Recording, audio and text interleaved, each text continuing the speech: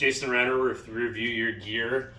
We've had a lot of people request this, so I'm going to redo this video I did a few years ago. It is soy ginger smoked salmon. First of all, normally I start out with some thawed salmon and put ice over the top of it as a brine to keep it cold. We're going to do a little different. I'm starting out with frozen salmon today, so we're going to use no ice or no cold water. We're going to use just room temperature water. The ice will bring it down, as it thaws out in the salt. First thing you want to do is get about 2 cups salt, and I usually hand measure everything. I am a field chef, so I usually measure everything out by hand. Not a whole lot of salt because we're going to get a lot of salt also from soy. The soy sauce I use is Aloha. It's a soy sauce that comes from Hawaii. It's one of my favorites. I like to put about a cup of that soy sauce in. Again, don't measure. I shoot from the hip. As we're building this brine, I like to have, this is about a 1/4 cup of rice wine vinegar. We're going to put that in. What that does is that gives some acidity and some brightness along with this. We're going to ground some fresh pepper first, because we want kind of that coarse ground, and put that into that meat and that brine. That'll soak through. I don't rinse this brine. This is something a little different. Most guys rinse their brine. I don't rinse this. And then also, just to get those peppermint oils in, we're going to put about a handful of black peppercorns. Next, we're going to add some limes. What I do is I take 2 limes, cut them in half, and squeeze those directly into it. And I wash these before I brought them. The other thing is, the limes go in.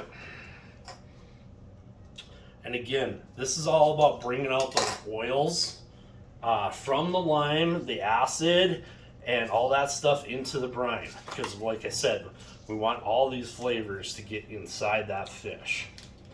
Next, we're going garlic, fresh garlic. You can use garlic powder. I like to use fresh garlic because I like the oils of the ground stuff. If you buy whole garlic, run it through a garlic press. Pretty liberal amount of this. I usually go about 4 tablespoons of garlic. Again, fresh ginger. Some use about 1 small piece of a root. That's about a teaspoon or a tablespoon, sorry. So I'm going to put lots of ginger in, extra ginger for Mr. Houston because he likes his ginger. Mm-hmm. Some white pepper, about a teaspoon. Got some beautiful white pepper. And of course, last but not least, dark brown sugar. About 2 cups of this. The reason why I do 2 cups of it, and also the dark, this kind of just gives it that finishing touch. It's about a half of a 2-pound bag. It's about 1 pound. I like the molasses content of the dark better. Okay, when that's all said and done, take the water. Make sure we bring the liquids to the party. May have to add more than 2 bottles, but we'll just hit the sink for that.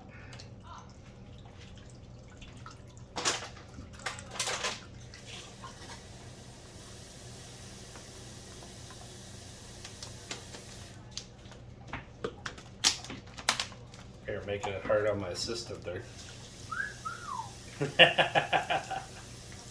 Again, we just want this brine to cover the fish. So it could be enough there? This should... One more? One more.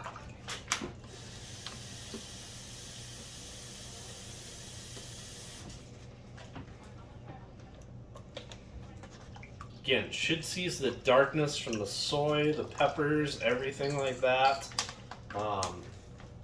Good to go there. Next thing I'm going to do is just put the cover on, and I'll shake it up to distribute everything. Refrigerate for 24 hours. After that, hits the smoker for 6 to 8 hours.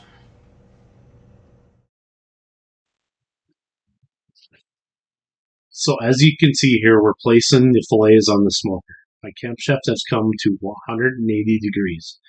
I like cooking it at that lower temperature to make sure we have good smoke penetration into each fillet. The key is getting it from 140 to 160 as far as degrees and finish.